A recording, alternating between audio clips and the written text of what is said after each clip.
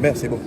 Monsieur le ministre, bonjour. Bonjour. Ici, dans la salle du Conseil des Nations Unies des droits de l'homme, la résolution que portait la RDC vient d'être adoptée. Est-ce une victoire ou c'est juste une symbolique? Non, c'est les deux. C'est une grande victoire pour la RDC, pour le président de la République, qui tient à ce que la RDC fasse connaître les graves violations qui se passent sur son territoire. Comme vous le savez, en fait, l'impunité dans la région des Grands Lacs est à la base de la perpétuation des violations à grande échelle, qu'il s'agisse des crimes de génocide, des crimes contre l'humanité, des crimes de guerre, des crimes d'agression. Tout simplement parce que ces crimes n'ont jamais été réprimés sévèrement. Cela fait que des gens prennent le goût d'en commettre suffisamment depuis 30 ans.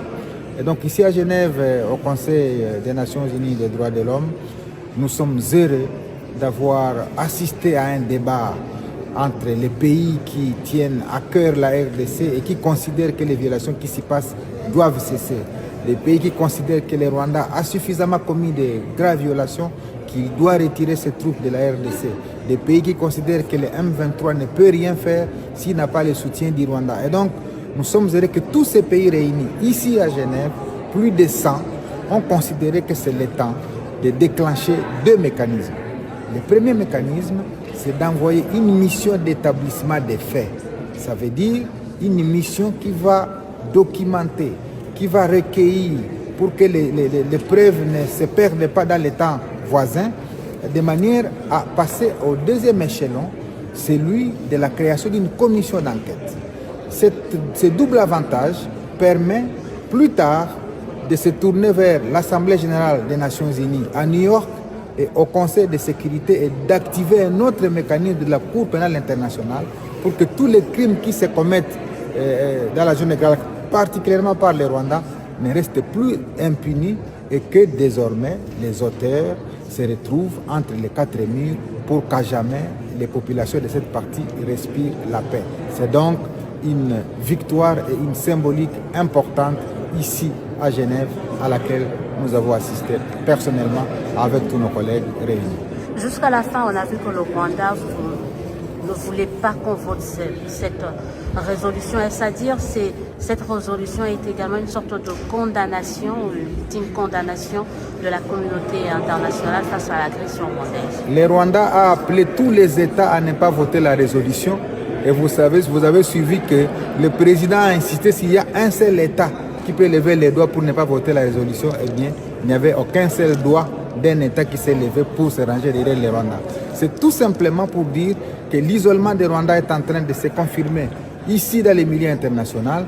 Et donc le peuple congolais, son président et tous ceux qui aiment ces pays doivent considérer que ces crimes qui sont restés impunis pendant 30 ans doivent désormais être punis très sévèrement. Et pour moi, je considère que les narratifs que le Rwanda a promenés dans les oreilles en international, à savoir FDLR, à savoir haine, à savoir je ne sais pas quel type d'autres discours, ces discours sont largement dépassés parce que finalement, au niveau international, on a compris que c'est des discours qui sont vides, que c'est des discours qui ont accroché pendant 30 ans inutilement l'opinion internationale, alors que la réalité, elle est tout autre. Tout le monde sait que il y a 5 ans, les Rwandais, il y a plutôt une vingtaine d'années, les Rwandais étaient présents en RDC, de 1998 en 2003. Ça fait 5 ans que les Rwandais étaient présents en RDC. Tout le monde sait que les Rwandais est encore présent de 2022 à 2025. Ça fait 3 ans, 5 plus 3, ça fait 8 ans. Comment peut-on accepter qu'un pays soit 8 ans dans un petit espace comme l'Est de la RDC et n'arrive toujours pas à éliminer les FDLR s'ils existent? Donc tout simplement, ce narratif-là a perdu son sens, a perdu son contenu. Et pour nous, nous sommes très heureux de constater qu'au niveau international, les discours fallacieux que les Rwandais ont toujours vendus à travers le monde est en train de perdre son sens. Maintenant, il nous appartient à nous de suivre les mécanismes qui sont définis dans la résolution pour obtenir que la mission d'établissement des faits soit rapidement déployée, pour obtenir que la commission d'enquête fasse réellement son travail et qu'au niveau des instances internationales, on se rassure que les auteurs qui sont passibles de condamnations et de sanctions les soient et que désormais tout Merguimen ne puisse pas considérer que la prise d'armes constitue une voie facile pour tuer les vies humaines. Que répondez-vous à ceux qui disent que plusieurs résolutions, oui, mais rien ne change sur le terrain? Qu'est-ce que cette résolution peut changer comme donne sur le terrain et qu'est-ce que vous pouvez dire à la population par rapport à cet acquis? Moi, je pense que la cruauté humaine, doublée des tueries des casques bleus, la violation de 163 femmes dans la prison de Monzenze, la tuerie des enfants qui étaient dans la maternité Charité maternelle à Goma par l'armée rwandaise, les bombardements des camps de déplacés qui sont des cibles non violentes.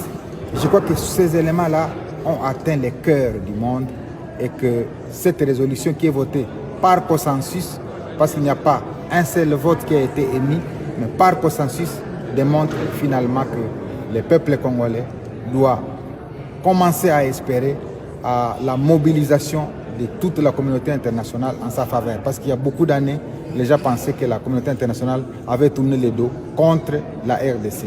Mais ce qui se passe ici à Genève est un signal fort, est une symbolique que le monde entier a désormais ses yeux rivés vers la République démocratique du Congo. Merci, Excellence.